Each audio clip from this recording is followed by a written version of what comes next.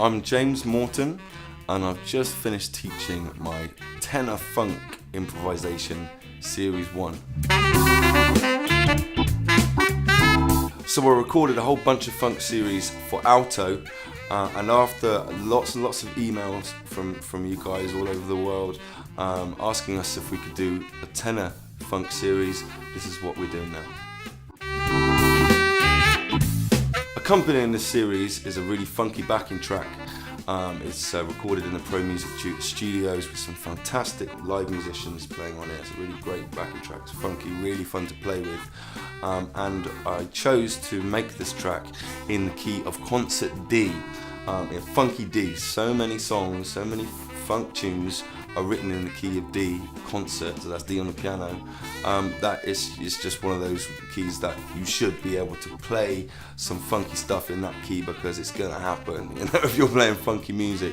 So for tenor and soprano, so this is they're both these saxophones are in B flat. That's in E, so in the key of, so concert D is E on the tenor and the soprano. So in this series, we're looking at playing funky in E. We look at a couple of scales to begin with. The first one is pentatonic minor scale, which is a really great scale for improvising on funk music. And then we add one note, which turns it into the blues scale, which is staple diet for anyone who wants to play funk music. You know, these are kind of must-have scales. So I mean, how I try to make these series work is sort of giving you guys enough theory to be able to progress and be able to be creative without getting bogged down in it. We look at some funky phrases, so we've got some vocabulary. Music is a language, and we need vocabulary in order to communicate. So I'll give you a couple of licks, a couple of phrases, just to get you feeling funky, you know, and get some of that rhythm and groove into your playing. From there, we start looking at 3-note grouping, which just means limiting ourselves to only playing 1, 2, or 3 notes and making really funky, defined, rhythmic phrases. So we're limiting ourselves. So we're not playing millions of notes. We're concentrating playing on a few notes, but making them sound really funky and groovy. We also look at the natural 6th or the 13th, which is a funky note.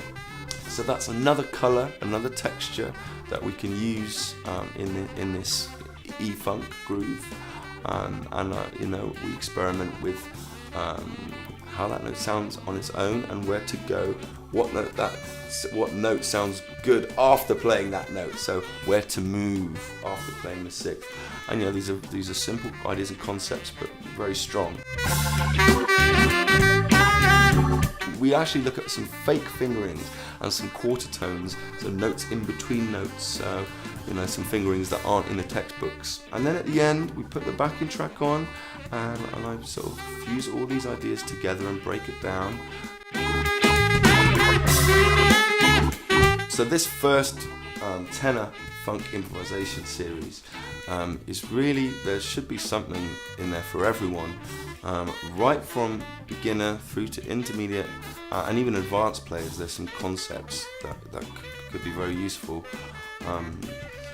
to improve your conceptual playing. So there's really it's from the foundation up.